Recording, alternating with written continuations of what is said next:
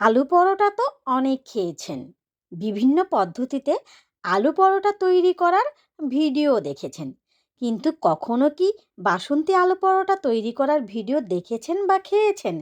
আজকে আমি আপনাদেরকে বাসন্তী আলু পরোটা তৈরি করে দেখাবো। যার জন্য প্রথমে নিয়ে নিলাম ১ কাপ ময়দা। আপনারা ময়দার পরিবর্তে এখানে আটাও ব্যবহার করতে পারবেন। এবার দিয়ে দিব রুম টেম্পারেচারে থাকা ১.৫ কাপ পানি। পানি দেওয়ার পরে ভালোভাবে একটু পানির সাথে ময়দাটা ভালোভাবে মিশিয়ে নিতে হবে। এই পরোটার ব্যাটারটা কিন্তু ঘন করা যাবে না, এই জন্য পানির পরিমাণটা একটু বেশি লাগে। এবার দিয়ে দেব ১ প্যাকেট ম্যাগি মশলা। এই মশলাটা দেওয়ার ফলে এই পরোটার স্বাদ অনেক গুণে বেড়ে যাবে। এবার এখানে দিয়ে দিব ১ চিমটি পরিমাণে লবণ।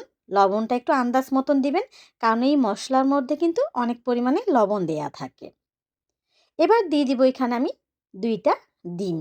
আপনারা কিন্তু বড় সাইজের একটা ডিমও ব্যবহার করতে পারবেন এখানে। আমি ২টা ডিম ব্যবহার করলাম। এবার খুব ভালোভাবে সবগুলো উপকরণ একসাথে ভালোভাবে হুইক্সের সাহায্যে মিশিয়ে নিব, যেন কোনো লাম্পস না থাকে। ভালোভাবে মিশিয়ে নিয়েছি। এবার এখানে দিয়ে দেব ২ ফোঁটা ইয়েলো ফুড কালার। এটা কিন্তু একদম অপশনাল। আপনারা এই কালারটা বাদ দিতে পারেন। আপনারা দেখতে পাচ্ছেন আমি কিন্তু একদম অল্প পরিমাণে ব্যবহার করেছি। মিশিয়ে নিলাম ফুড কালারটা। এবার এখানে দিয়ে দেব পেঁয়াজ পাতা। এগুলো কিন্তু পেঁয়াজ কলি না। এখন বর্তমানে পেঁয়াজ কলি বাজারে অনেক পাওয়া যাচ্ছে। আপনারা কিন্তু পেঁয়াজ পাতার পরিবর্তে পেঁয়াজ কলিটাও ব্যবহার করতে পারবেন। আমি কুচি, কুচি করে কেটে নিয়েছি। এই পেঁয়াজ পাতাটা ব্যবহার করার কারণ হলো এটা একটু দেখার সৌন্দর্যের জন্য। এই যে দেখুন ব্যাটারটা কতটা পাতলা হয়েছে। পরোটার ব্যাটার রেডি হয়ে গেছে। এবার পরোটাগুলো ভেজে নিব। চুলায় আমি তাওয়া বসিয়ে দিয়েছি। হালকা একটু গরম করে নিয়েছি। এই পরোটাগুলো কিন্তু একদম লোয়ের থেকে একটু আঁচটা বাড়িয়ে দিয়ে ভাজতে হবে। আর তাওয়াটা কিন্তু প্রথমেই বেশি গরম করা যাবে না। হালকা একটু গরম করে নিতে হবে। তারপরে ব্যাটারটা দিয়ে দিচ্ছি। আর এই ব্যাটারটা যদি ঘন হয় তাহলে কিন্তু পরোটাগুলো ফুলে উঠবে। এই পরোটাগুলো ফুলতে দেয়া যাবে না। আমি একটু অপেক্ষা করেছি। উপরের অংশটা যখন একটু ড্রাই হয়ে এসেছে তখন আবার একটু তেল ব্রাশ করে দিলাম। তেল কিন্তু একদম অল্প পরিমাণে ব্যবহার করবেন। অপর পাশে যখন হয়ে এসেছে ঠিক সে পর্যায়ে আমি উল্টে দিলাম। এবার চুলার আঁচটা একটু বাড়িয়ে দিলাম। যখন দেখবেন যে অপর পাশেও হয়ে গেছে ঠিক এই পর্যায়ে এখানে আমি ভেজে রাখা কুচি, কুচি করে আলুগুলো দিয়ে দিলাম।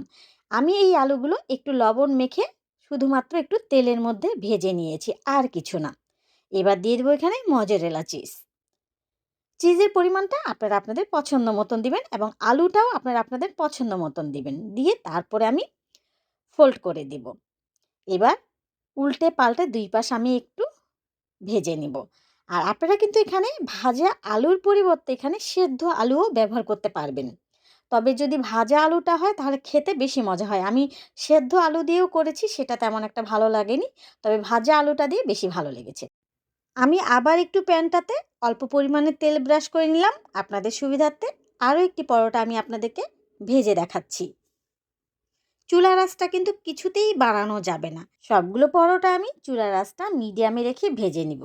আমার চ্যানেল ও পেজে নানান রকমের রুটি পরোটা রেসিপি দেওয়া আছে। সেখানে আরও আলু পরোটা রেসিপি আপনারা পেয়ে যাবেন।